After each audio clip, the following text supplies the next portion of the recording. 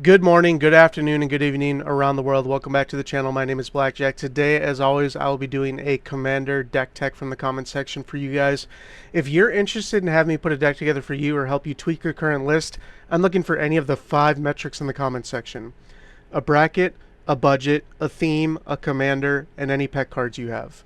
Today, we have a request by the user Herman, who said, "So interesting, do a deck tech on Ian Malcolm, possibly group hug. If you know me, you know I am a big fan of Jurassic Park, and I'm also a big fan of playing Commander non-traditionally." What I mean by that is, excuse me, in any normal game of Commander, it's 4 people trying to beat each other to death via card combination or some sort of engines that are going, making you get ahead of the rest of the table, and eventually you overwhelm them and take them all out. Group Hug and Chaos play on a completely different axis. Instead of trying to necessarily win the game, you are trying to warp the game, which can be incredibly fun for you and the table. If you or your playgroup does not have a group hug deck or a chaos deck like this, I highly recommend giving it a try.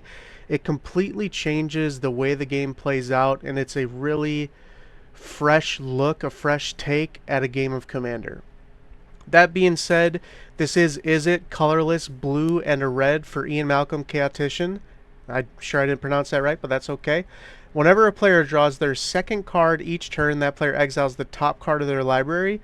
During each player's turn, that player may cast a spell from among the cards they don't own, exiled with Ian Malcolm, and add mana of any type to cast it. So, Chaos and Group Hug. And the cool part about this is normally Group Hug does 2 different things. It can either draw everybody lots of cards, or it can ramp everybody really hard. There are decks that do both, but that's incredibly dangerous because if you ramp too hard and give your opponents a bunch of cards to work with, the game ends a little bit too fast. But if you just draw cards, that can be a really fun time. And it also circumvents people playing really powerful decks that are going to win the game quite easily with a lot of cards, because they're essentially putting cards into a pool that everyone has access to and everybody can play. So when you sit down to play this deck, you're not going to be playing just Ian Malcolm. You're going to be playing the same cards that all 3 other people at the table are playing, and so are they. So it's going to really emphasize the fact that every game is going to be different, and that's the chaos aspect of it. Alondra the Sky Dreamer. So there's going to be a lot of things in here that draw extra cards and then benefit from us drawing extra cards or cause chaos. That's pretty much the only 3 card types in here. So whenever you draw your second card, you make a 2/2. This helps you keep the ground gummed up and make sure you can't be taken out of the game too early. Chasm Skulker gets counters on it. When it goes away, it makes a bunch of tokens. Fairy Mastermind is card draw. Electromancer makes everything a little cheaper. Homunculus can kind of just be a funny way to just make an infinite amount of mics from Monsters Inc. If you know, you know. Kami the Crescent Moon is extra card draw. Perplexing Chimera is a very fun and political card. I'll let you read it on your own, but basically once it's on the field, anytime someone casts something, you can give them the Chimera and you can take control of that spell. So it really warps the game around itself.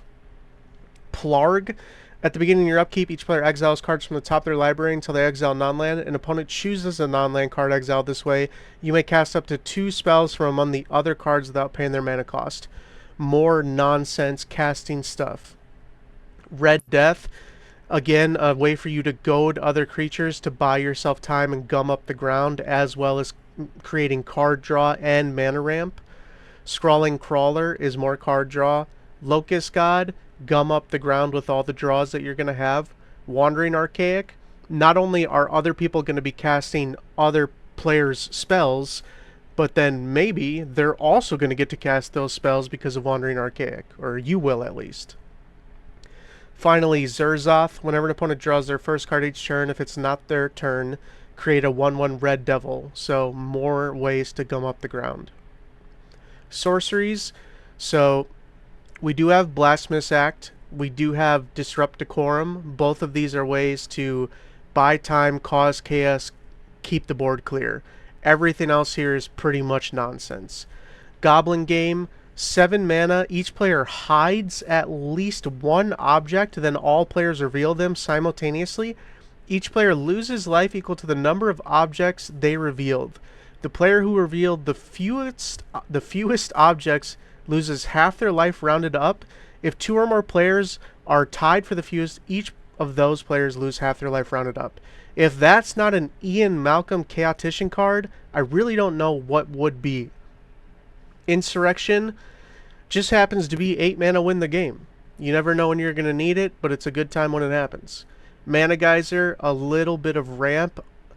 The antithesis to this deck is, even though a lot of these Chaos cards are amazing, they're extremely expensive on the mana cost. You're looking at 5, 8, 8, 7. These things are not cheap. So being able to get them out quicker in order to start causing the chaos is important. Scrambleverse, basically shuffle up all the permanents and then take turns choosing them. Thieves Auction, kind of the same thing. You get to kind of just choose cards that people have and then kind of switch everything up. Vandal Blast, a little bit of control aspect, not much. Warp World, shuffle all permanents into your library, then reveal that many cards. Put all artifacts, creatures, and lands into play, all enchantments into play, and the rest on the bottom. Windfall, more card draw, more chaos. Keep the game flowing, keep the game smooth. Evacuation, to buy time in case somebody decides to try to mess with us, as well as Reigns of Power. We want to make sure that people are leaving us alone while we're building up to these giant chaotic spells. Seething Song, another way to get there quicker. Guff rewrites history. For each player, choose target non-enchantment, non-land permanent they control. Those permanents owners shuffle them into their library, and then exile cards from the top till they exile a non-land card, put the rest on their bottom, and then you can cast, or each player may cast those cards without paying their mana cost. So, basically a massive Chaos Warp. Artifacts. So let's get the ramp out of the way. Arcane Signet, Ebony Fly, Felwar Stone, Fire Diamond, Izzet Signet, Mind Stone, Talisman of Creativity, Soul Rain, Sky Diamond, Thought Vessel, 10 up, 10 down. As always, try to be around 10 for your ramp pieces in your decks. It's going to make a much more consistent and smooth game plan. So every time you sit down to play, it's not wasting time. It's not a wild game. You're at least getting your mana out under you, and you're able to play. Bucknard's Everfull Purse, basically make tokens, move it to the next person, so on and so forth. Crawl Space, no more than 2 creatures can attack you each combat, another way for us to buy time. Font of Mythos, more card draw. Howling Mine, a lot of these are ways. Temple Bell, for us to create more card draw for everybody to keep the party going and keep a lot of things in that pool in the middle that everybody has access to. Speaking of pools, Knowledge Pool. When Knowledge Pool enters, each player exiles the top 3 cards of their library.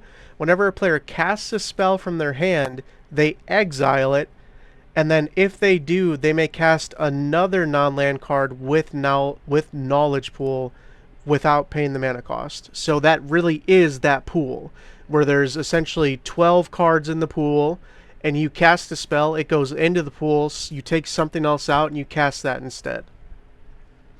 Pendant of Prosperity enters the battlefield under an opponent's control, and then it's card draw, land ramp, same thing that the rest of this deck's trying to do. Riversong's Diary, whenever a player casts an instant or sorcery from their hand, they exile it instead of putting it into a graveyard. Beginning your upkeep, if there are 4 more cards with this, you choose one of them at random and you may cast it. Random, chaos, you get it? Teferi's Puzzle Box, basically instead of drawing, you put a card into exile and then you have to use it. Or no, I'm sorry, I'm thinking of a whole different card. At the beginning of each player's draw step, you count the number of cards in your hand, put them on the bottom, draw a fresh stack. So it's essentially a windfall that's happening every turn. I was thinking about a different card, sorry. Enchantments. Confusion in the ranks. Whenever an artifact, creature, or enchantment comes into play, its controller chooses target permanent another player controls that shares a card type and trades it. Dictate is card draw. Dissipation Field, whenever an opponent deals damage to you, return it to its owner's hand. So more incentive for people to leave us alone. Extraordinary Journey, exile creatures, incentive to leave us alone. Fevered Dreams, card draw as well as a little bit of damage. Grip of Chaos, whenever a spell or abilities put it onto the stack, reselect its target at random if it has a single target. Hive Mind, whenever someone casts a spell, each other player copies that spell. Mind's Dilation, whenever an opponent casts their first spell each turn, they exile the top card of their library. If it's a non-land, you cast it for free. Ominous Seas, a little bit of protection. Get some counters on this over the course of the game as you're drawing a bunch. Put out some 8/8 Krakens to block if need be. Possibility Storm, whenever a player casts a spell from their hand, they exile it, then exile cards from the top until they exile a card that shares a card type. Then they cast that spell without paying its mana cost. Then put all cards exiled with this on the bottom. So again, even if you want to cast a really powerful spell because I gave you a lot of cards playing Ian Malcolm, sometimes you're not going to get what you were bargaining for. Propaganda, make it harder for people to hurt us. Wizard class, keep our hand size unbounded, so that way we can make sure we have as much going on as we need to. Psychic Battle, whenever a player chooses one or more targets, each player reveals the top card of their library, then the person who reveals the highest CMC can change the target. And then if two or more cards are tied for the highest, the target's unchanged. So even when people are casting powerful spells, we can't even guarantee what's exactly going to happen. Share the Spoils, when it enters the battlefield or an opponent loses the game, exile the top card of each player's library. During each player's turn, you can play a land or cast a spell from among the exiled cards, spend mana of any type, and then when you do, put another card into that pile. Lost in the Damned, whenever a land enters the battlefield from anywhere other than your hand, or you cast a spell from anywhere other than your hand, make a 3/3 red spawn, more blockers, and this is going to be activating quite a bit.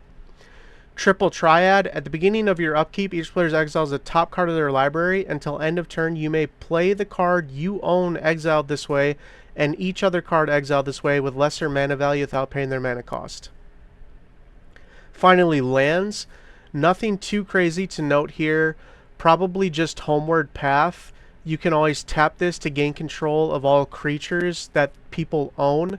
So if you happen to give a creature away that you didn't want them to have, you can get that back by tapping Homeward Path. But remember, you're also giving everybody else their own creatures back.